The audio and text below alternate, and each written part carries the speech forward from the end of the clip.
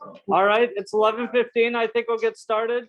So don't forget your homework and PLAs this week. I owe you a few more written exams. I will get those finished, I promise.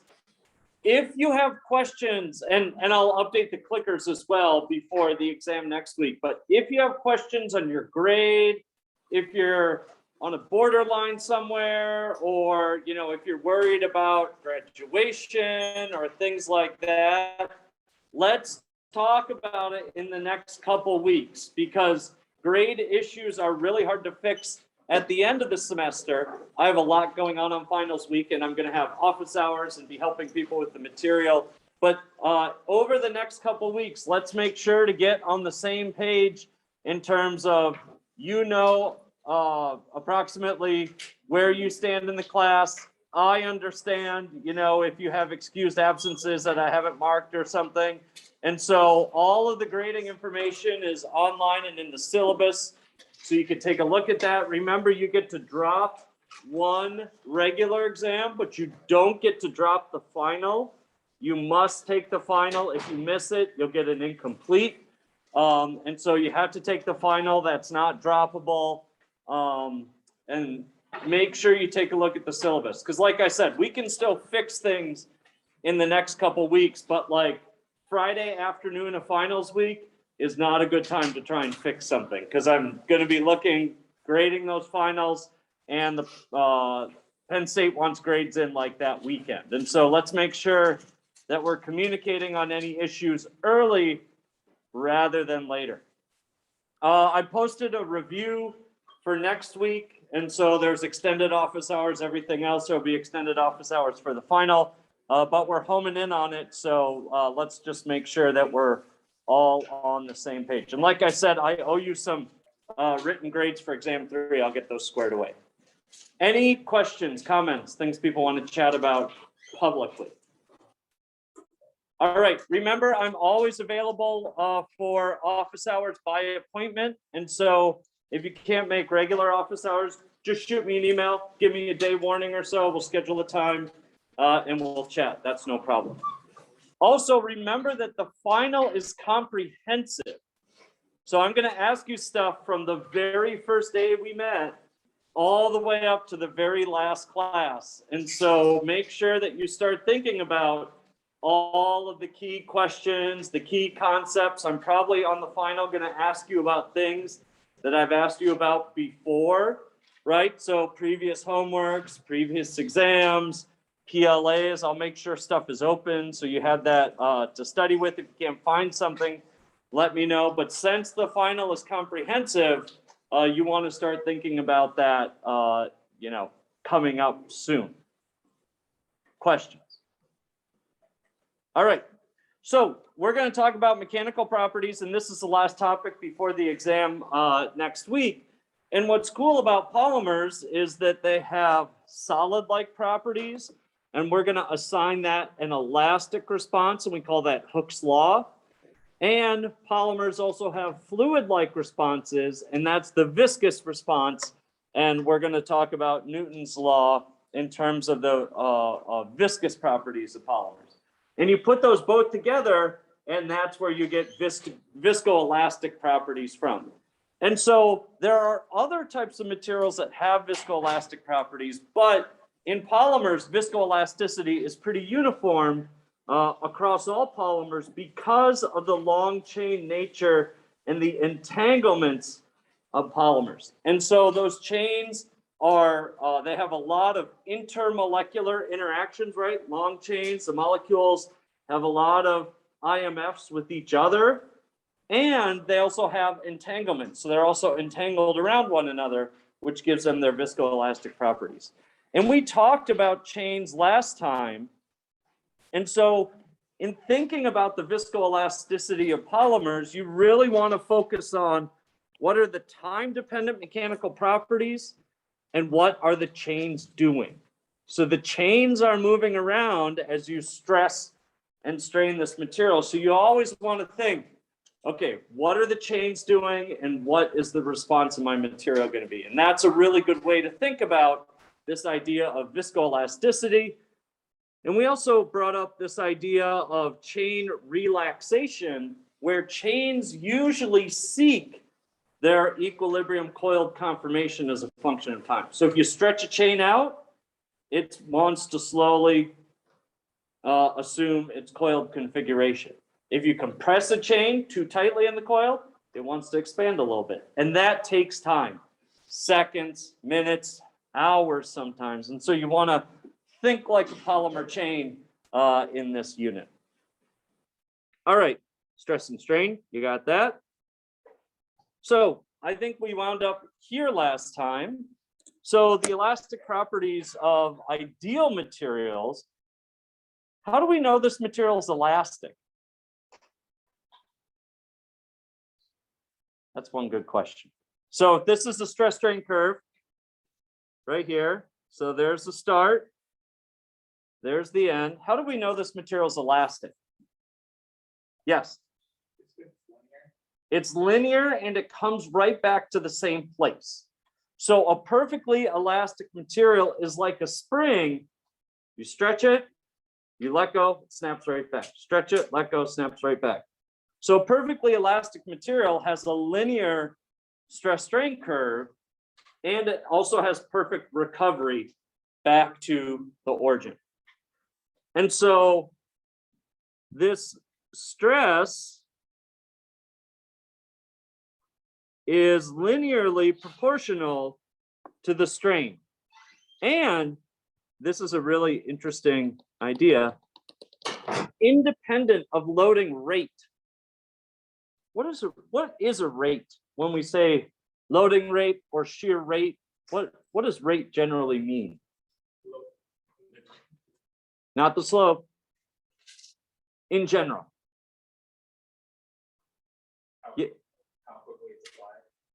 So how quickly it's applied, but it's time dependent, right? Because it's, you know, in millimeters per minute or miles per hour, you know, it's a time dependent rate. So rate is time dependent. And if it's time dependent, it could have some bearing on the viscoelasticity of the material. But for an elastic ideal solid, you won't have any time dependence. You have a linear stress strain curve, and it's got a single slope, which is defined as the Young's modulus. So this is Hooke's law in a nutshell, but of course, real materials don't do this. This is just the idealized case. So we'll talk about some idealized cases, and then we'll boil it down to what polymers do. All right, you can get out, well, in 1 second, you can get out your clickers in a minute here. So you've all seen this. What do we call this curve for two atoms or two molecules? Does anyone remember what that is called? Leonard-Jones potential.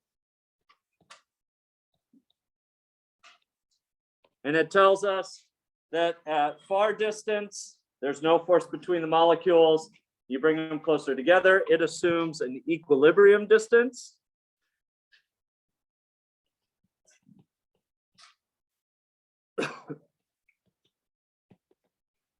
And if you try and smash them together, the force or the potential energy goes way up, and they get to repulsive interactions. So we can idealize Hooke's law for a material as a 1D array of molecules and springs, or atoms and springs if you want. This is equilibrium.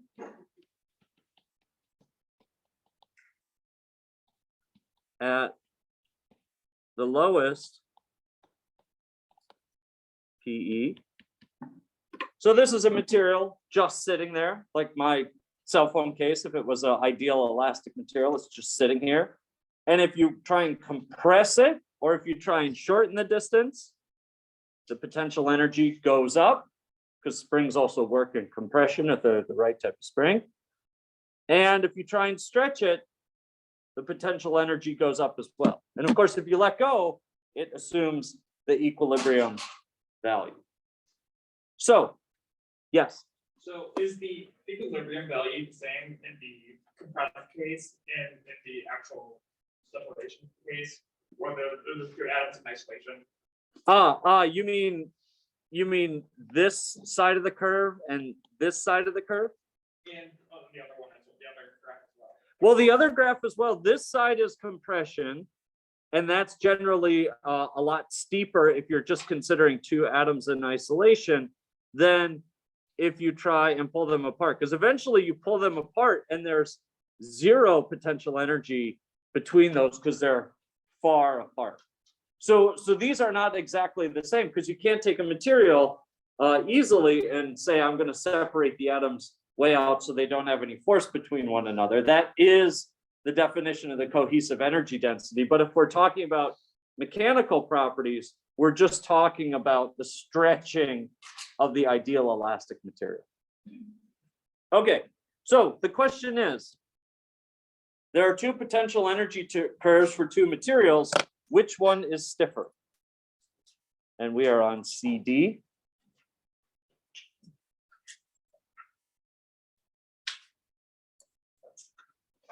So the materials are sitting at equilibrium and you stretch and compress them. And so which material has a higher modulus or which is stiffer? Remember, modulus is analogous to stiffness, at least at low strengths. We definitely have more than 43 people out there. There we go.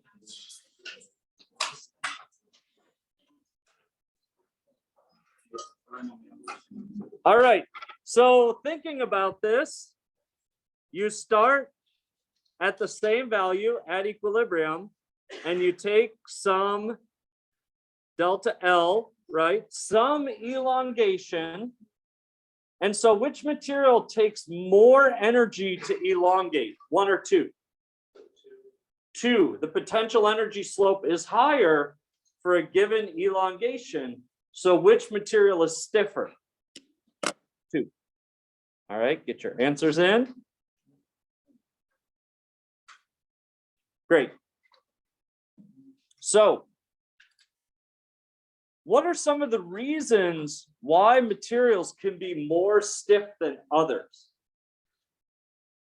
I mean, what makes a stiff material in the first place? Well, composition, of course, but what are some of the things inside the material once you know the composition or generically? Yeah. Oh, I heard bonding. Good. What type of bonding?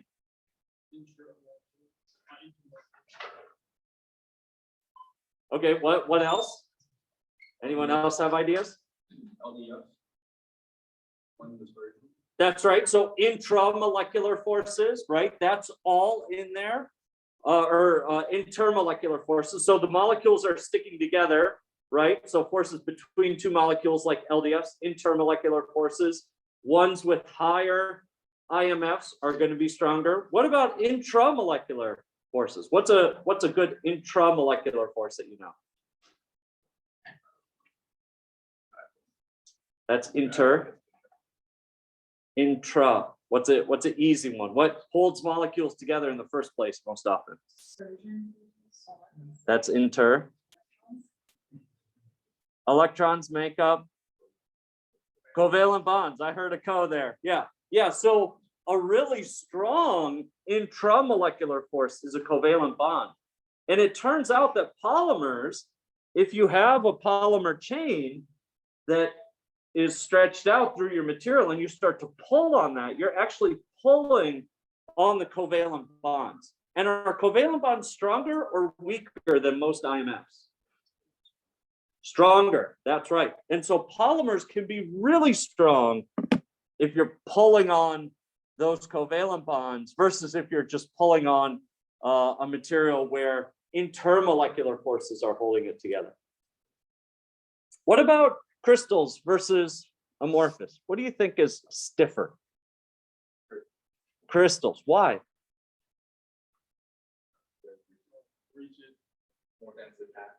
They're rigid, they're more densely packed. It turns out that remember that delta H of melting or delta H of fusion, that's the energy that holds the crystal together.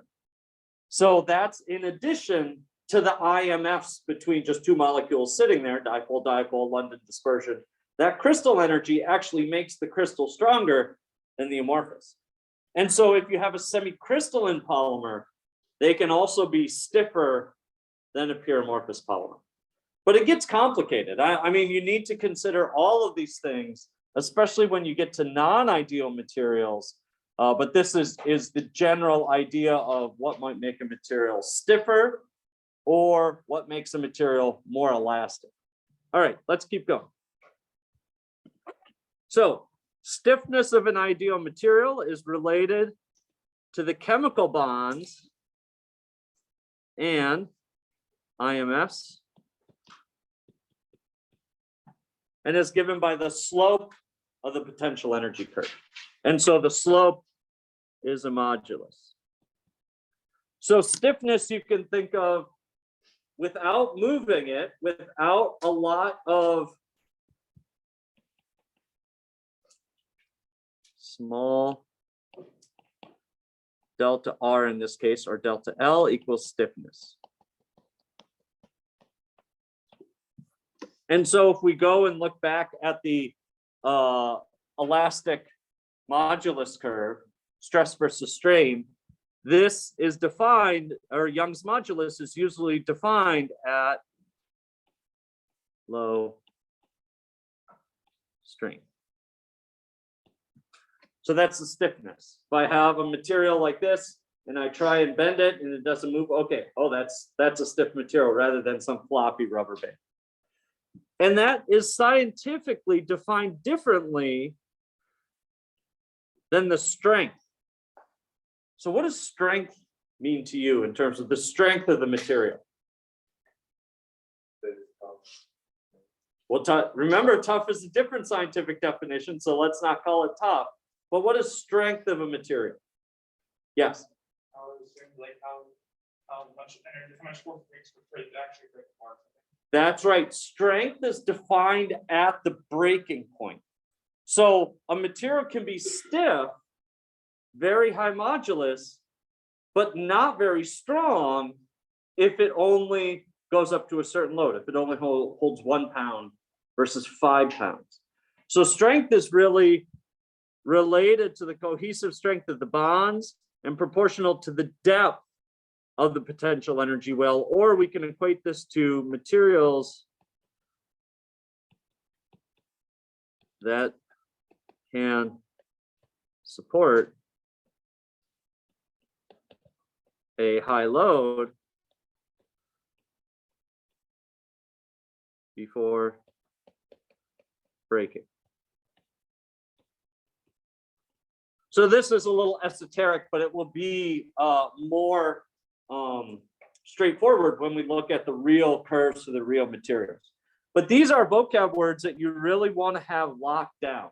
Stress, what are the units of stress? Yep. Pascals, megapascals, gigapascals, pressure, right? Force per area. Strain, what are the units of strain? It's unitless and it's based on change in length over original length. Young's modulus is the slope at low extension of the stress strain curve, or the initial slope right here. Toughness is the integral under the stress strain curve. That is the scientific definition. And now we have stiffness, which is the same thing as the Young's modulus.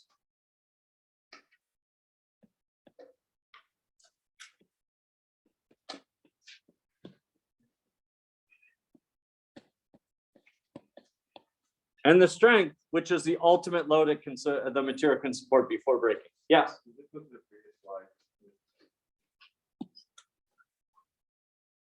it says energy to break, and we just said that strength is also energy to break. No, the integral is formerly energy. Stress is a pressure. No, I mean, we said for strength. Strength. We said strength, materials that can support high load before breaking. Yeah, so that's the depth of this potential energy well. But materials that can support a high load this is high force per area, and this equals pressure.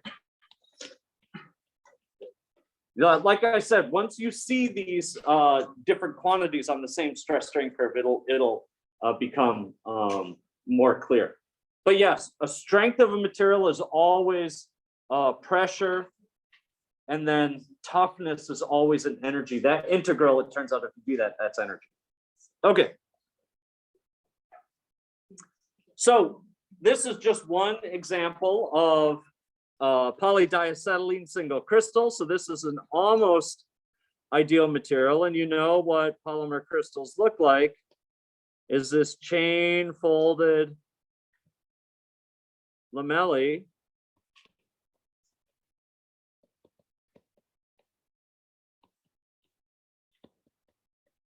for a crystallized polymer.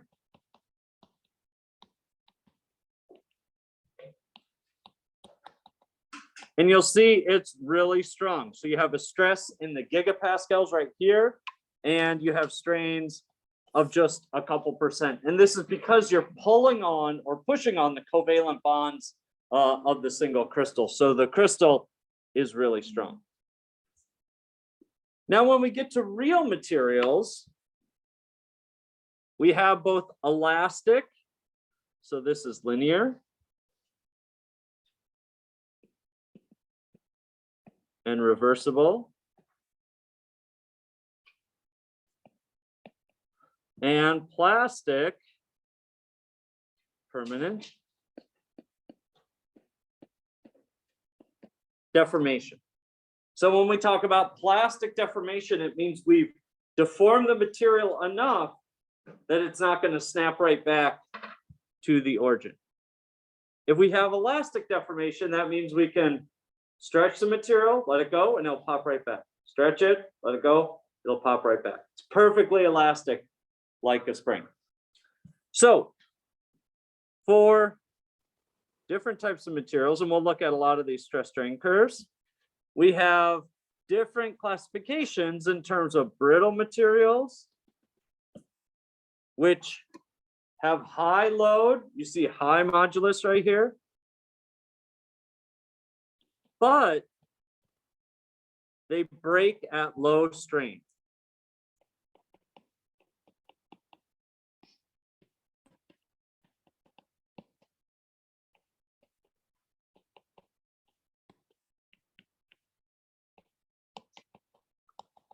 And that's the definition of brittleness, which means they're not very tough.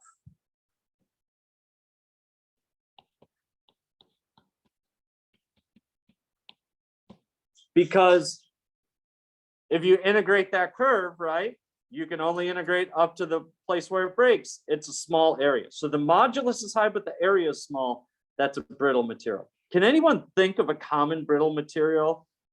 Yes. Ceramics. That's good. They're strong, but if you strain them too much, they're going to crack. Anyone else have another example? Porcelain. Porcelain's a ceramic. Peanut brittle. Yep, peanut brittle, not very tough. Yeah. Window glass, which is silica, not formally a crystalline ceramic, although related. Yes. Cast iron is sort of in the middle, depending on how it's treated. But compared to steel, which is much tougher, cast iron is a good example. And it's iron, right? So steel is iron-based. Cast iron is iron-based, and steel has these extra additives that makes it a lot tougher than cast iron. That's an interesting example, taking the same material and treating it differently. But yeah, all of those are examples of hard materials, right? They feel hard, but you can crack them really easily. And that's exactly the stress strain curve that you get for a brittle material. So the stress is high. You have a high slope, high Young's modulus, but they crack, and that's the point of failure right here. And so we call this point the strain to break, or the elongation at break, or something like that. Now, we have example of different ductile materials, and we can even put an elastomer. So you can see that the slopes are different and the shape of the curve can be different. And in lots of elastomers, you have these yield points, or these ductile materials, you have these yield points, and they're a lot tougher because the area is much bigger under the curve. And for elastomers, they have a really low slope in the Young's modulus region. That's why they're soft. So ductile materials tend to be a little softer, lower Young's modulus than a brittle material, but their strengths can be comparable, I guess, except for elastomers. The strengths can be comparable because we compute the strength at the point of breaking right here, but their elongation to breaks are much, much higher. So this is how we're going to navigate mechanical properties. What's strong and brittle, what's an elastomer, yield points, what's a ductile material, and we're going to assign all of these different types of curves to different types of polymers. Yes? Can you explain physically what the difference between the two green curves? The one goes like this and the other one goes like that. Yeah, so there is, depending on the type of plastic it is, you have either a well-defined yield point and further elongation. If you have generally lower IMFs, right, it allows that thing to stretch more if it breaks. Or this one might have higher IMFs because it has a higher modulus, but the chains don't stretch as much. It might be higher TG material, so it yields a little bit and then it breaks. But it really depends. You have to look at the characteristic curves for different materials. But we know that this curve, we've got higher IMFs because it's stronger, right? Or it's higher modulus. Good. All right. So here's just a little bit more information for you. And so polymers are great because we can get a huge range of properties from a single crystal, and fiber is also spelled fiber, to a glassy polymer. What's a common glassy polymer that you know? PLA is a good one. Yes? Epoxy's glassy. Maybe polystyrene, right? And in general, semi-crystalline polymers. What's a common semi-crystalline polymer that you know? Polyethylene, polypropylene. They will have lower modulus, but you see this big elongation region. Why would a semi-crystalline polymer have a really large elongation region, much larger than this glassy polymer?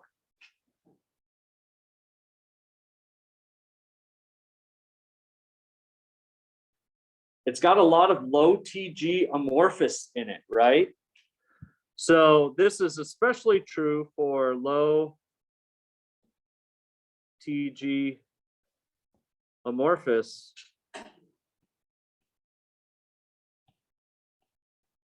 equals elongation. And I should say, as we go to higher and higher strain, that's what elongation is. So elongation or high strain means we can stretch out the material. So the glassy polymer, the chains are frozen, right? They can't move at all because we're going to pull this material. The material has a high glass transition temperature. And so as soon as we get to its ultimate strength, or its UTS, ultimate tensile strength, it breaks because the chains can't move. We're deforming this polymer. And as soon as we get to a high enough elongation, the chains can't move. They have to let go. We've overcome the IMFs. But in a semi-crystalline polymer, the crystals give us some modulus right here. But then once we get past the crystals holding the material together, we get this yield point where the amorphous region that's lower glass transition temperature or rubbery takes over. And so this elongates like a rubbery material, a lot like an elastomer. Then eventually both elastomers and semi-crystalline polymers break. And exactly where they break is details. But in general, this is a good order for thinking about these materials. And you have some values here for the Young's modulus of different types of polymers. Now, for a polymer fiber, does anyone know what a polymer fiber is?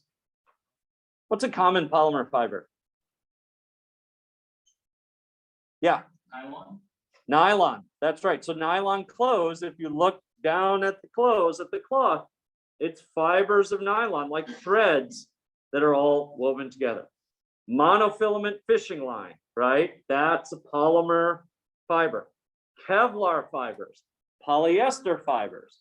So if you go in your polar fleece jacket and pull out one thread, that is a polymer fiber where the polyester chains are making up that fiber.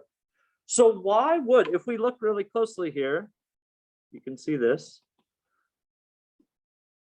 parallel to the axis of the fiber. So if we have a fiber like this, we have, if I can see it, a Young's modulus of 10 to the 11 when we pull on the fiber like this.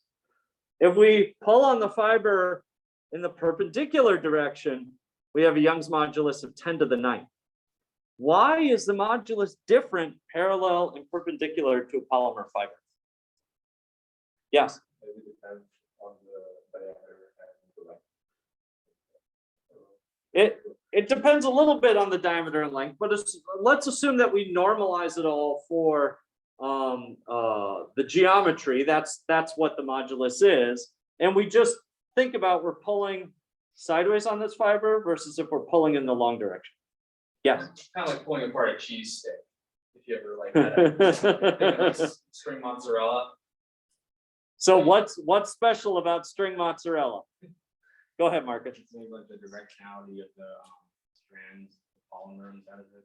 Yep, in a cheese stick, the strands of cheese are in the long direction, right? And you can just peel it one away.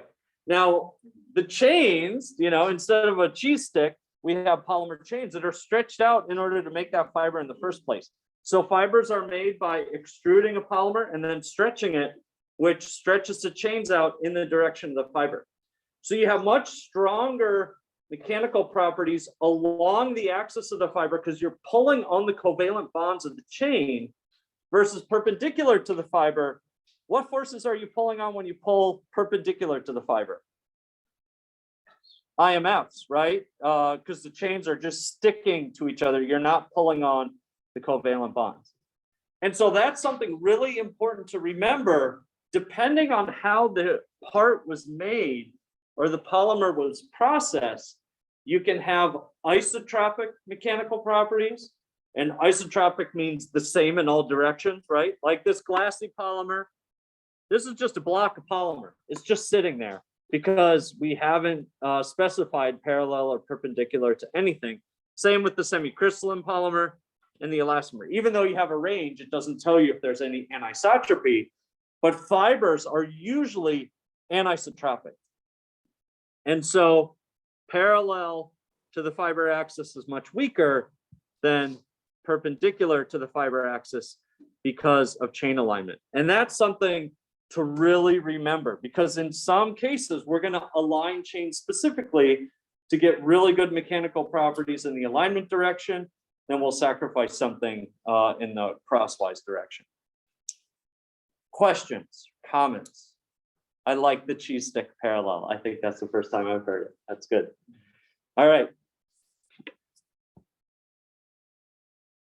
So it's important to have an idea of stiffnesses and ballparks of Young's modulus. So this is modulus as defined by the initial slope of the stress strain curve. Remember, that's Young's modulus.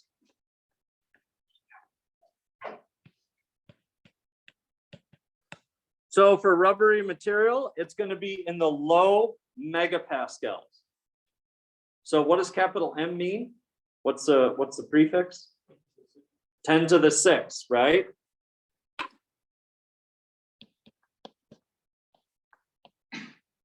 What's a gigapascal? 10 to the 9. Good. So polyethylene is in general 100 times more stiff, approximately, or 50 times more stiff than rubbery materials. Here's wood. Wood is getting up there. And then we've got glass, steel, diamond. Diamond is very hard. It turns out it's very stiff as well. And so we can see where polymers live, rubbery materials, polyethylene, in terms of the Young's modulus of these materials. And what's nice is that you can look up the stiffness of a lot of different materials. Does anyone know of a big database of material properties where it's easy to just say, I wonder how stiff polystyrene is? The one I use a lot is mattweb.com.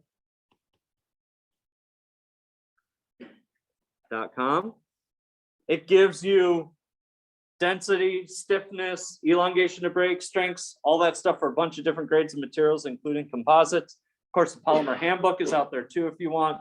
But this now gives you an idea for the modulus of different materials and where polymers are placed. So polymers in the world of materials are pretty soft compared to lots of things. All right, well, we'll skip that. You have an idea of what's going on. Okay, so crystallinity, if we look in depth, and I don't know why this is shifted.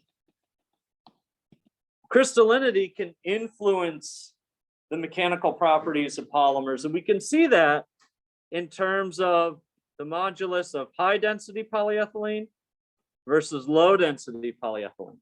So HDPE versus LDPE. What makes polyethylene high density versus low density? Does anyone remember? We've chatted about it before. Yes. Yes. So what molecule has more branching? LDPE. More branched. And what does the branching do? I mean, so what if it's branched? What's the effect? Yes. Well, it increases steric interactions, which does what in regards to crystallinity? Yeah. That's right. Branching inhibits crystallinity.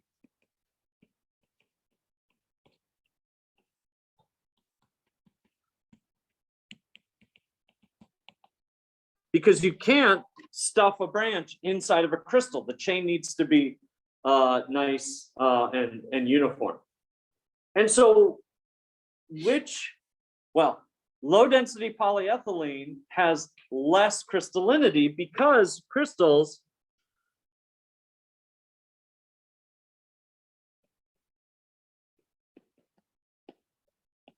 are more dense than amorphous. They're nice and regularly packed. Amorphous polymers aren't. And so crystals are more dense, and that's why we call it high density polyethylene. Little or no branching. And the percent crystallinity for HDPE is like 80 to 90%. I think we had a slide on this in the first or second lecture. And LDPE is like 50 to 70% or something like that. But anyway, you can see the difference now in the modulus. And so high density polyethylene is much stronger than low density polyethylene because the crystallinity is higher. You have more crystals reinforcing the structure. Great. Why is polystyrene, which is completely amorphous, why is it higher modulus than polyethylene? Because of benzene, which does what? Or because the aromatic ring, which does what in polystyrene? What's a glassy polymer? So polystyrene is glassy,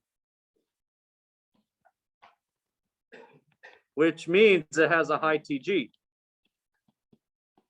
So in polyethylene, LDPE and HDPE, it's still a low TG polymer, but the crystals do a good job holding it together, right?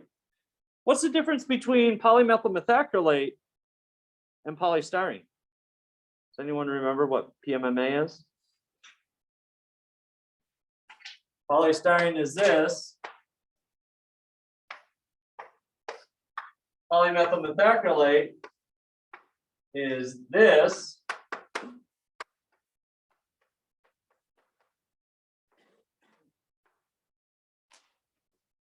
So they both have bulky groups coming off the side of it. What does polymethyl methacrylate have that polystyrene doesn't have? Polystyrene's got double bonds. I heard it, dipoles. So PMMA is more polar, and so it has higher IMFs than polystyrene, which makes it a little bit stronger. Does anyone know what phenolic resin or bakelite is? In generically, what type of polymer it is? It's a glassy thermoset. So what do thermosets have that PMMA and polystyrene don't have?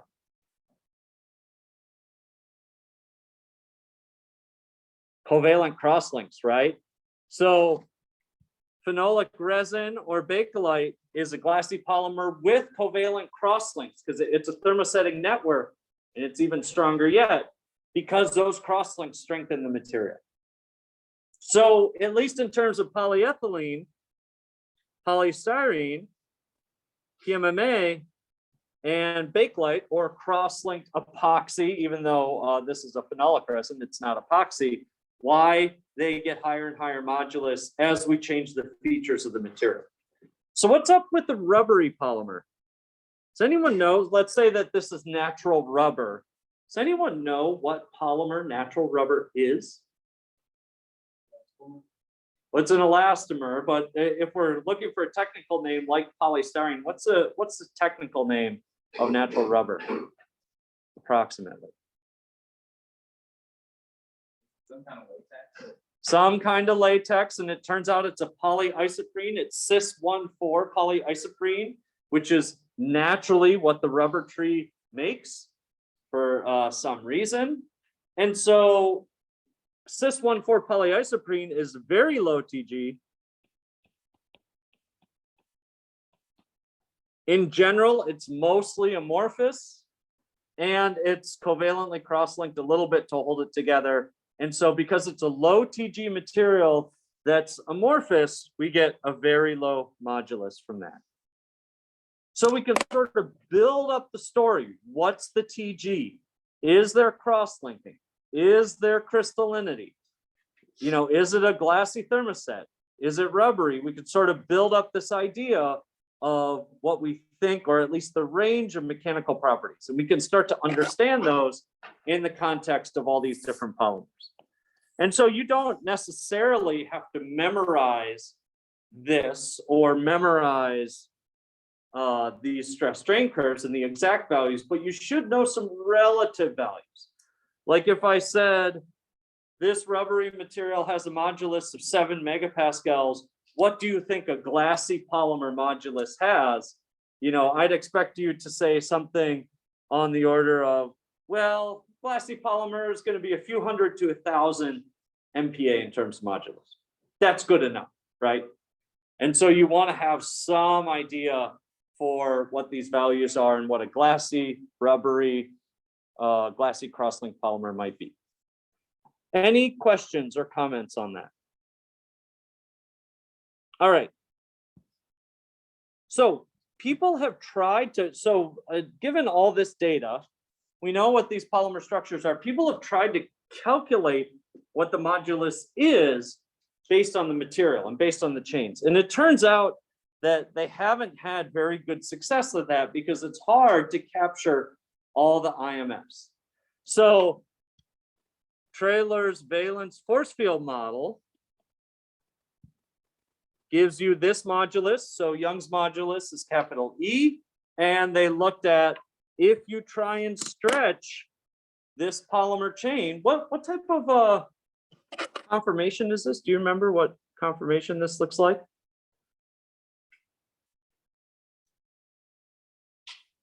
That's coming up in exam 4, right? Confirmations. What confirmation is this? The extended chain confirmation, right? All those bonds, 109.5. And so you notice that valence takes into account the bond angle. Anyway, if you take that extended chain and you grab onto it and try and pull it, you can get a modulus from all these different parameters. And so this would be the modulus of an ideal material. Yes. Well, how exactly do we know that the bond angle is 109.45? Because it doesn't really explicitly say that anywhere. If they could have picked any angle. Yeah, so polymers are usually made out of what atoms in the backbone? Carbon, and tetrahedrally bonded carbon is 109.5. Yeah, so it could be any angle depending on what the polymer chemistry is. But in this case, we'll think about a carbon-carbon single bonded backbone, so it's going to be 109.5, and the hydrogens will be sticking out there. We're not pulling on them. Okay. So the clicker question is, assuming that we take this model, and we're not going to calculate anything for this, this is just a thought experiment. So you take this chain in fully extended configuration and pull on it. So you're going to try and deform those angles, try and rupture the bonds. What is the model missing that might contribute to the difference between the measure and calculated values of the modulus? So here's polyethylene. Here is its calculated modulus. Here are the measured moduli. And so if we compare polyethylene in this ideal case, what are we not taking into account in terms of these parameters? So you can answer this. Oh, you still have a ways to go.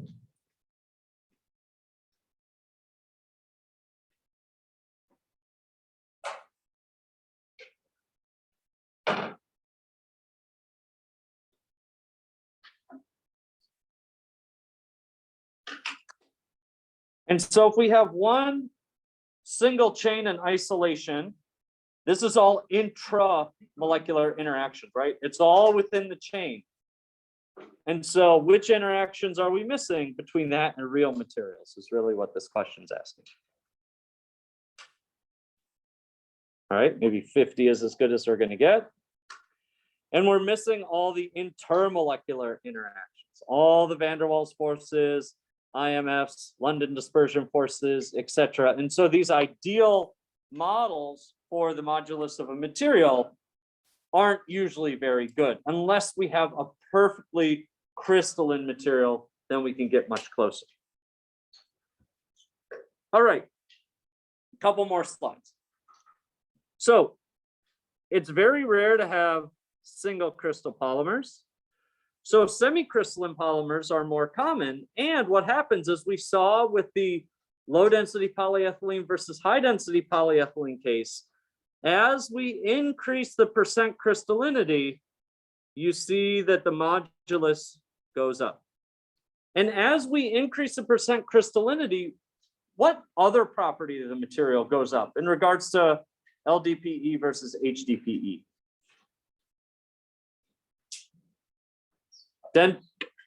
Density. So the density goes up too. So oftentimes when they make LDPE or HDPE, they will publish the density right on the bag. The density is 0.89 grams per cc or something like that. And that correlates very well to the properties. And so if we have, let's say we have a sample of high density polyethylene. We have it linear chains, but we want it low percent crystallinity. What do we do to high density polyethylene to get low percent crystallinity? We can quench it, right? And we can decrease that percent crystallinity. It will have lower density and lower strength. If we want high density polyethylene to have high percent crystallinity, we're going to hold it where? So we're going to process this material, and what temperature do we want to hold high density polyethylene at to get very high percent crystallinity?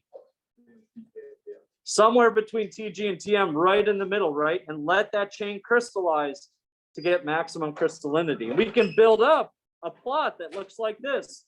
You can change the percent crystallinity depending on how much you let the polymer crystallize. All right, don't forget your PLAs and homework. I'll see you on Wednesday.